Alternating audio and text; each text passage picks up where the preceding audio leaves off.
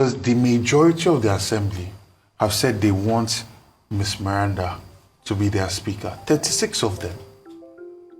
They are an independent legislature. They are supposed to be an independent part of government.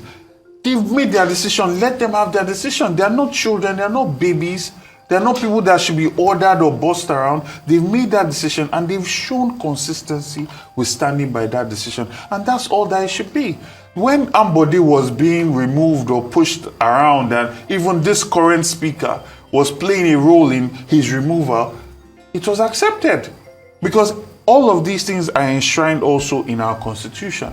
And the State Assembly is a gathering of peers. Let us also understand that nobody goes to the ballot to meet the electorate and say, vote for me to be speaker. All of them are State Assembly members, and they themselves come together and say, you will be our number one, you will speak for us. So if those people that made that decision on the floor of the assembly say, we don't want you anymore, that is fine. The man has been speaker for how long? Over a decade, right?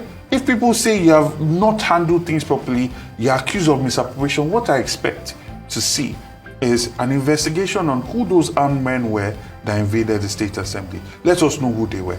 We need to understand that cache of violence, of weapons that were found in the State Assembly. Who did they belong to? Are they licensed? Why are there so much weapons in the State Assembly? 3, the misappropriation they are accusing him for.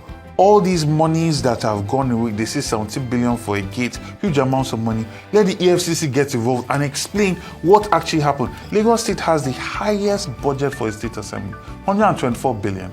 That's the equivalent of 10 states combined. The one immediately after is Plateau with 40-something billion. That's a huge, huge gap. That money, what are they using it for? Aside flying and building gates that we cannot understand, EFCC needs to get involved. This is what I expect the government that actually has the love or the empathy for the suffering that people are dealing with right now to be doing. Not just folding their arms and watching one man just upturn the whole idea of democracy. Because these people claim to be pro-democratic, they have these values and they fought the military and everything. Even, there was no military dictator that did any of these things that we're talking about, that invaded our State Assembly. And it always starts like this, but when this is normalized, tomorrow somebody can be governor and then somebody invades Alausa or the State House. Then what? Right? We slowly start to go down and descend into an animal farm. And everybody must rise up against all of this. Democracy is a means by which people settle differences without violence. Conversation, negotiation, diplomacy.